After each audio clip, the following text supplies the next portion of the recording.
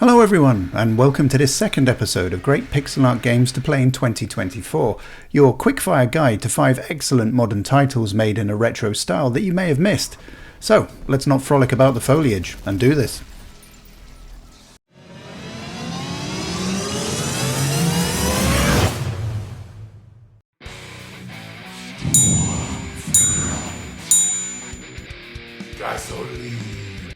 Gasoline! You're going to hear that a lot, but somehow it's not as annoying as it should be. I think it's the mock Arnie Schwarzenegger impression that sells it and makes you smile every time.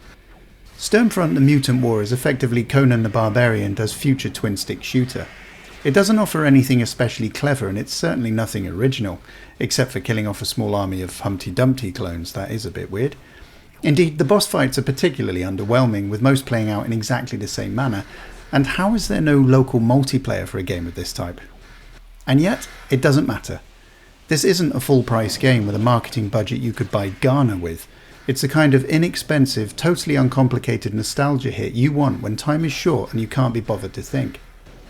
There are some decent weapons, and the mix of spitting bullets everywhere and sealing up giant alien arseholes with your flamethrower is addictive pixel proctology. For once, a developer has even bothered to use the PS5's haptics and adaptive triggers if you play on that format, and it feels great as you're hammering out the rounds. Although things can get busy on screen, it never deteriorates into some kind of obscure bullet hell shmup that only caffeine-fueled Japanese 9-year-olds can master. Everything reads well, with comparatively few unfair deaths, if any. It's a shame the main character animation can be a bit janky, but you easily forget about it, and the collision detection is spot on. Sturmfront will cost you less than 2 pints of piss-weak beer these days. It's a real arcade gamer's choice that will keep you in the hunt for trophies and achievements. Check it out.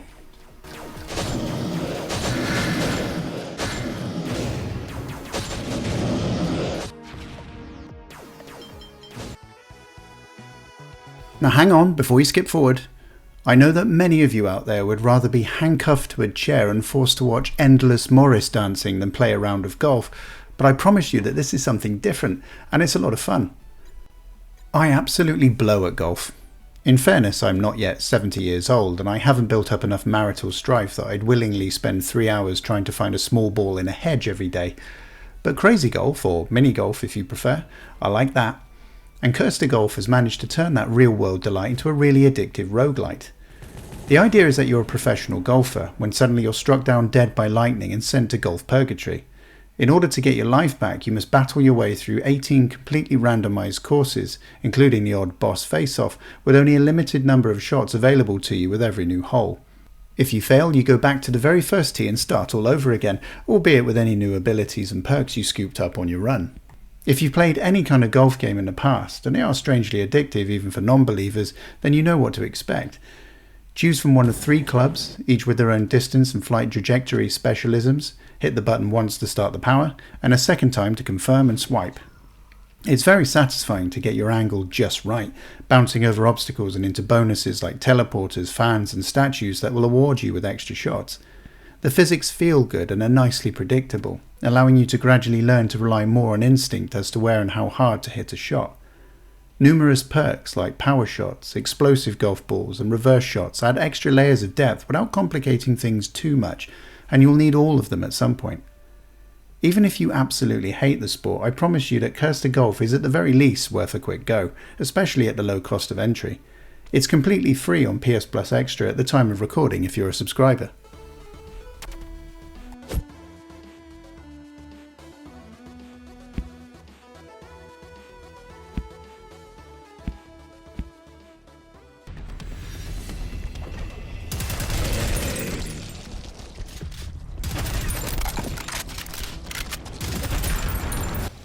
I really didn't expect much from Prodeus, but having heard good things about another retro boomer shooter, the Warhammer 40,000 licensed bolt gun, I thought I'd try it out for novelty value. I'm really glad I did. If you've ever played the original Doom on PC, the PS1 or maybe even the ill-fated 32X, you're about to be hit with a wall of nostalgia. But this isn't a cheap, clunky reminder of why the past is best forgotten, as you might often feel when going back to many older 3D games. It's a skillfully updated, incredibly smooth and ultra-gory blaster that takes everything the 90s wanted to do and makes it real with 2020's technology. I love a game that just gets on with it, and as soon as you open the first door into Prodeus's hellish world, you'll instantly understand the design language and what you have to do. Find keys, look for supplies, kill everything. And do it all as quickly as possible, leaping effortlessly across ledges, over lava, and circling increasingly brutal monstrosities while thumping rounds into their rancid flesh. Every aspect of the movement and the shooting feels great. There's a decent variety of weapons even early on, with plenty more to purchase with ore you find in each level. The quad shotgun is my personal favourite for maximum meaty chunks explodey action.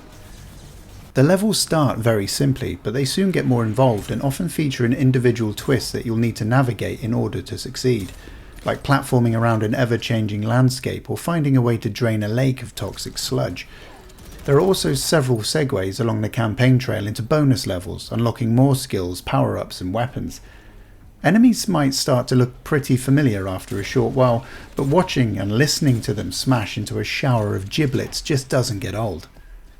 Prodeus is a complete, lengthy and rewarding package that encourages several playthroughs. There are no online lobbies and no bloody slide cancelling kids. Drop that resolution and let's party like it's 1992.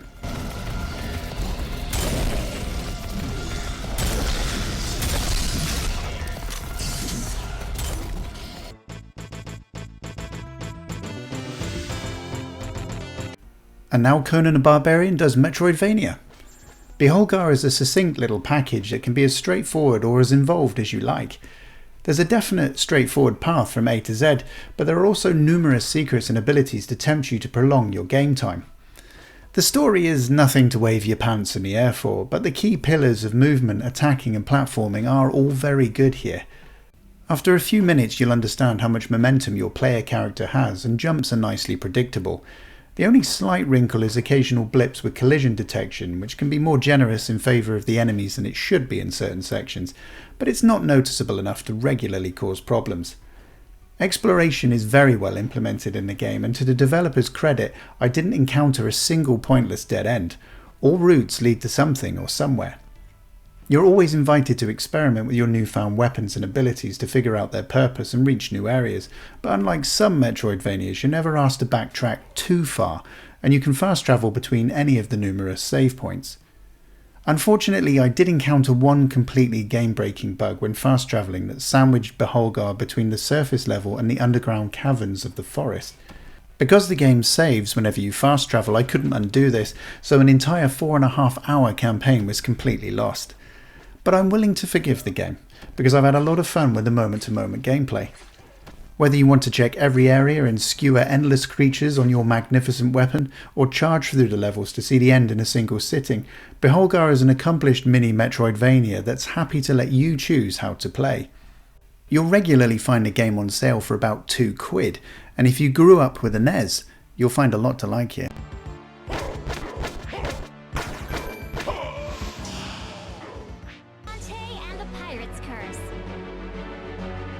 Despite the clearly excellent pixel art and animation, you'd be forgiven for initially thinking that Shantae and the Pirate's Curse isn't going to amount to much, with its basic platforming and staccato storytelling interrupting the early flow of the game.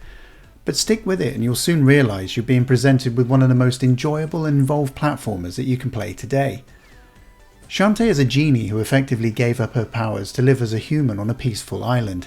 But in a twist you could see coming down the road like Chubby Checker in a luminous jumpsuit, evil has arrived to take over, and now Shantae must gather up her powers again before they're found and used to ruin what I imagine is a fairly fragile tourist economy. There is a fair amount of game for your money here, all gradually unlocked as you jump and puzzle your way through a great variety of themed levels. Not only are there plenty of secrets to find in all of them, but I like the way that the design gradually treats you to new tools and mechanics as you progress. You're very rarely just bouncing from A to B. The soundtrack is excellent throughout. It reminded me of Aladdin on the Mega Drive with Arabian-style vibes, and there are very few of those annoying sound effects you get in many other platformers, where your player character seems to orgasm every time you jump or attack every few seconds. You will need to pay attention to conversations with NPCs at times, otherwise you may miss vital clues for items and people you need to speak to in order to progress. Fortunately, after the initial scene setting, these kind of exposition dumps aren't too frequent. The Pirate's Curse also borrows a few tricks from the Metroidvania playbook, with some of your newer tools being useful when revisiting earlier levels, and you can significantly upgrade your life, abilities, and your hair. Battering people with your lustrous locks is your primary form of attack, and you can strengthen your do with shampoo purchased from the Hub Area's shop, because you're worth it. All in all, the game's a lot deeper than I was expecting, with some enjoyable bosses, mini puzzle sections, and glorious graphics throughout a generous runtime. If you're a platformer fan, this is a no-brainer.